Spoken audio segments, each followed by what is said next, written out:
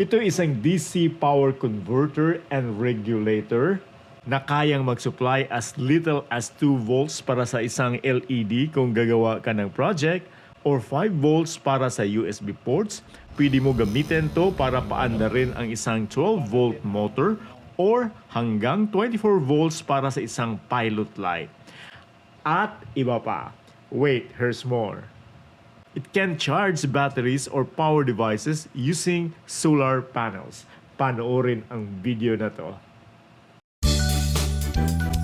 Una sa lahat, mag-subscribe muna kayo sa aking channel para suportahan ito. You may also join this channel as a member to avail of exclusive perks like priority in comments reply and early access or exclusive access to some videos for members only. You can also help fund some projects here by sharing super thanks. Wow!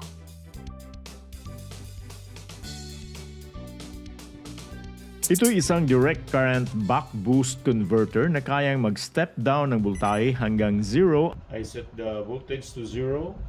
Up natin. At mag-step up hanggang 36 volts. 36.5 volts. Ang output current nito ay adjustable rin hanggang 6 amperes. In short, this is an adjustable regulated power supply. Para ito tatrabaho, kailangan din nito ang input power supply mula 6 volts hanggang 36 volts. Para lang itong controller na dependent din sa external supply. Dahil ito ay isang DC to DC converter, ang kailangan na power supply ay DC na rin using any traditional power supply or solar panels. Yes, using solar panels. More on that later. And meron ding maliit na converter na ganito.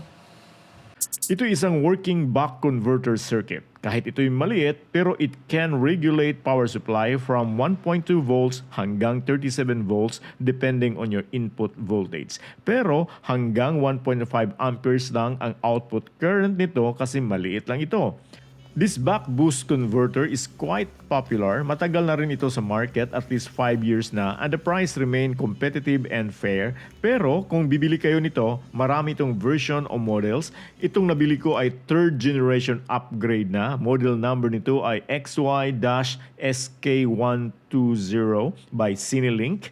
Aabot hanggang 120 watts ang rated power output nito. Medyo half bare or half naked ito. Wala itong cover kasi it is designed as a module na dapat i-incorporate to any power supply project. Kailangan itong insert sa front panel, for example. So kailangan siyang ilagay dito. Gagawa ka ng panel for your project tulad nito. Kaya sa front nito ay purmang-purma. In fact, it is quite pretty. Okay? Meron ditong tatlong push buttons sa left side for voltage setting and current setting. On the other side, andito yung encoder button. Magpe-press and you can also rotate the knob to select the desired display. I'll talk more about these buttons here later. And last button here is, it's also a push button, and obviously it's the power on and off switch. The entire front here is 79 mm by 43 mm.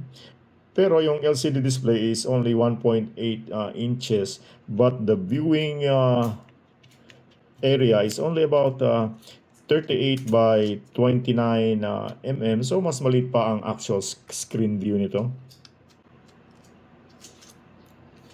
Mula sa harap hanggang sa likuran ay aabot ng 50 mm. Makita natin tong maliit na exhaust fan here. Para to sa kanyang voltage regulators. Dito yung dalawang voltage regulators here na nakadikit siya sa kitchen sink. Nakatapat naman doon sa fan. Andito rin ang terminals para sa input and output voltages. May dalawang socket connectors to dito na bakante. These are for external temperature sensor, at ito ay serial communication interface kung saan ilalagay ang Wi-Fi module. Yes, you can control remotely this voltage regulator via a phone app or the web browser. Yung temperature sensor na binanggit ko na isaksak dito ay para sa pag-monitor ng temperature ng baterya during charger. Wala ring pinadala na temperature sensor ito. Try ko maghanap later. Itong socket connector dito ay para sa fan. Overall, compact na compact ito. Meron ako ditong power supply na 12 volts, 6 amperes to. Try natin na makita niyo.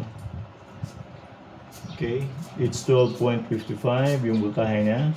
So, ilagay natin dito as input supply.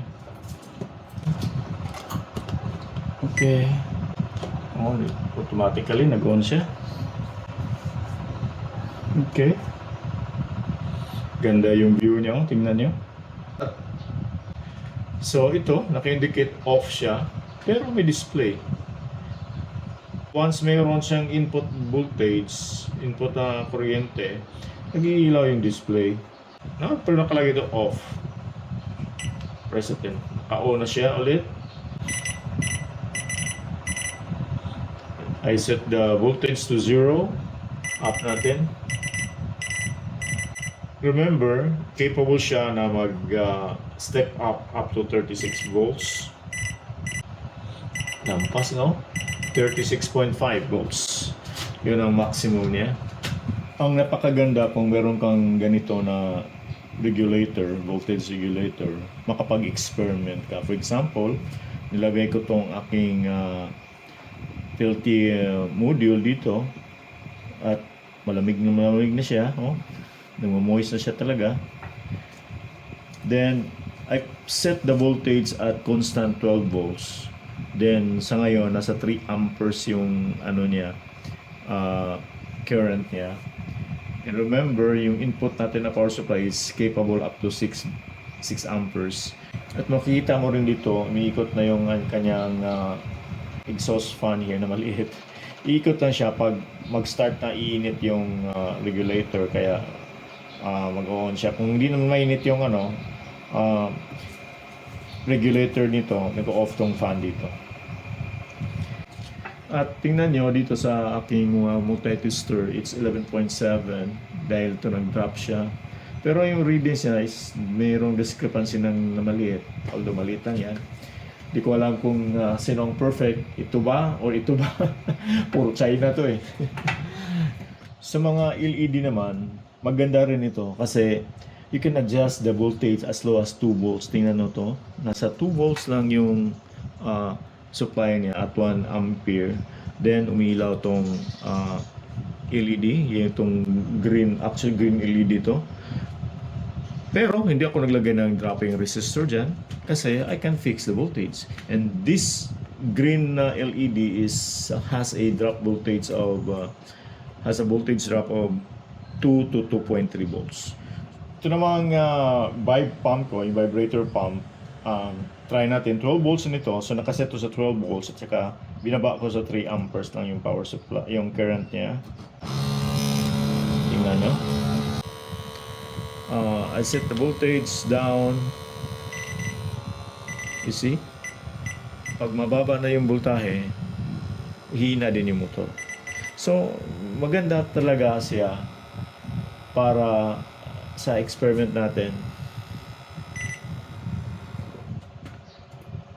Meron ko nabili na pilot light ito. This is designed for automobile, kaya this is capable of handling 12 volts up to 24 volts. Okay. Now, I set the regulator here to 12 volts and 1 ampere. Try natin.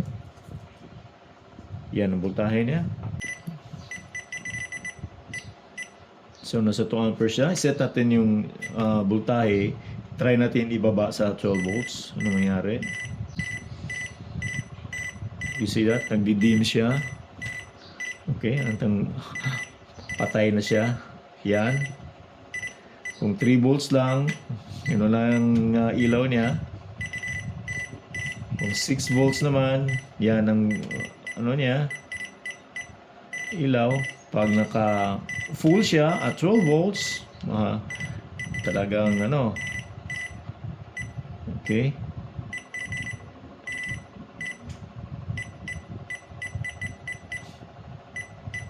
Okay, 12 volts. Yun, full light siya. above 12 volts kasi abot to ng 24 volts. Yun, no? Tingnan mo, walang pagbabago. Maintain niya yung lights niya, ilaw niya. Kasi kayang-kaya niya ang 24 volts. Okay? So, 23.20. 23, 24. Oh. Yun, 24 volts niya. Kayang-kaya. Ito namang USB port natin at designed also for automobile. Capable din siya from 12 volts to 24 volts. Ang supply natin ngayon nakafix sa 12 volts. So, i-on natin to. You see there, 12 volts. Kasi ito yung gagamitin ko para ilagay natin dito sa ating ATX na power supply. So, plano ko from instead of 12 volts, ibaba ko to 5 volts. Okay? Bale, gagamitin ko yung supply, yung standby supply ng ATX. So, ibaba natin sa 12 volts. Try natin. Tingnan mo, bumaba rin ang readings dito sa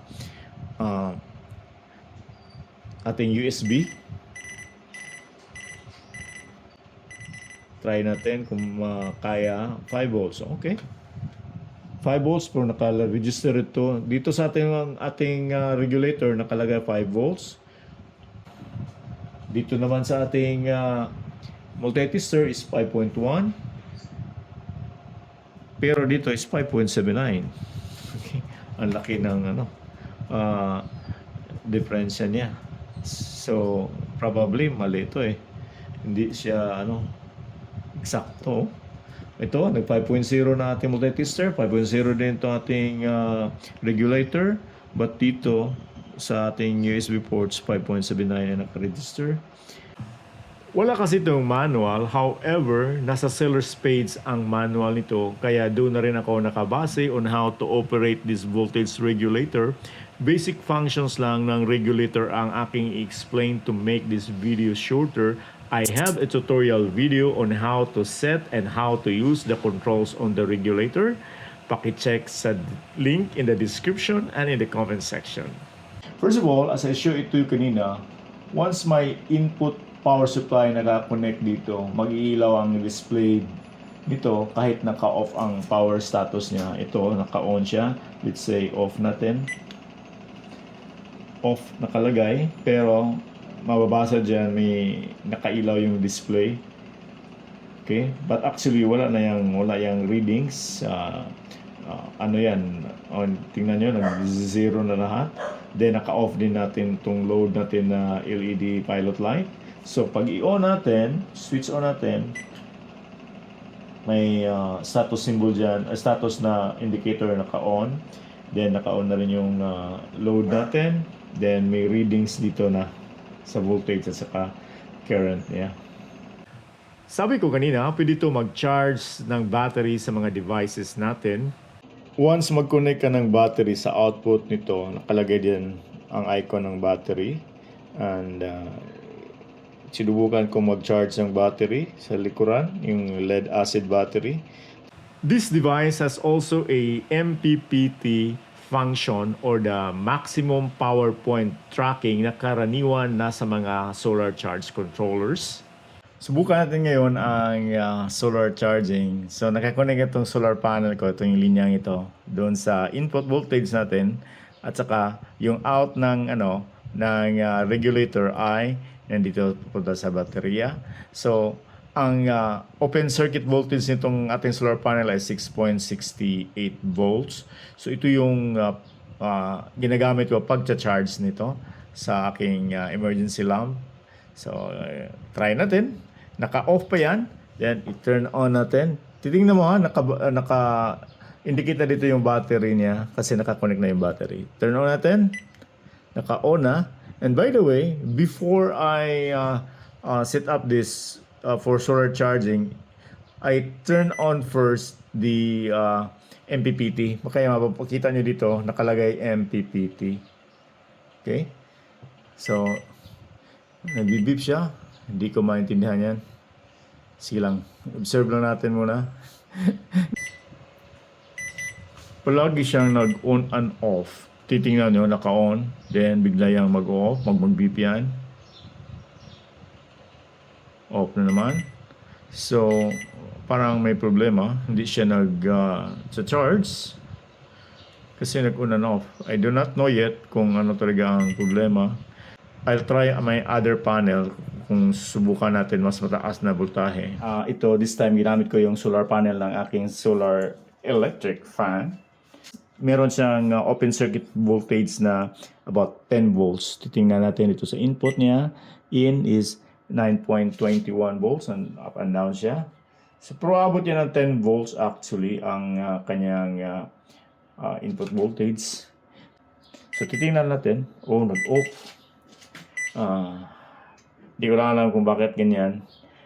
Hirap kasi, wala kasing manual. Hindi natin mabasa kung ano. So, nag-on and off siya. So, looks like this battery is full already. Kung abot siya ng ganito, 4.90, babagsak yan, mag-off yan in a while. At babalik yan sa something like 4.46. Yun, tingnan nyo. So, parang yan na yung ano niya, pinaka-maximum niya. So, puno pala to. So, ito na yung emergency light ko. Binalik ko yung battery sa loob. Check natin. You see that, no? Naka-full bar siya. So, in other words, full charge na yung battery niya. Yung MPPT function ng regulator ay pwede rin gamitin para sa mga devices, not only for charging batteries. Tinanggal ko na yung battery pero naka-attach pa rin ito sa solar panel natin. Then, instead of battery, nilagay ko tong pilot LED light natin dito. Then, output natin is 12 volts. So, kayang-kaya niya. Ito, nag-on siya. So, kung wala tayong ordinary na power supply, para tayo makasave, pwede natin gamitin ang ating existing solar panel. Ito solar panel ko, maliit lang ito. Mga about 6 watts lang yan. Abot yan ng abutin natin ng 20 volts. Pwede. 24. Is that? So, ito na yung Wi-Fi module from Cinelink. Kakadating lang. Nilagay ko dito sa kanyang slot to, ang kanyang socket. So, at naka-pair na yan, at naka-install na yan sa phone app. Yung blue light niya, naka-indicate dyan, naka-steady na. So, ibig sabihin yan ay connected na ang Wi-Fi module sa ating network. Nasa 2.4 GHz siya. Kung makikita, mababasa nyo dyan sa kanyang integrated circuit, nakalagay 2.4 GHz. Then makikita naman dito sa ating converter, naka-indicate na dyan yung Wi-Fi icon, steady na siya, hindi na siya nagbi-blink. It means connected na rin ito sa ating router. Dito na rin sa Cinelink app, naka-add na yung device. Ito, pinangalanan ko ng ATX Benz PSU or Power Supply Unit. Meron itong dalawang buttons, sa control or delete. When you press delete, madi-delete itong device from the app. So, naka-pair na to. When I press control, yun na nakalagay dito. Di ko lang pa maintindihan to. So, I'll just explore this later. Marami pang magagawa using this adjustable regulated power supply. In my case, ilalagay ko to sa ginawa kong conversion ng old ATX power supply into a Benz power supply unit. Abangan. Salamat, bye.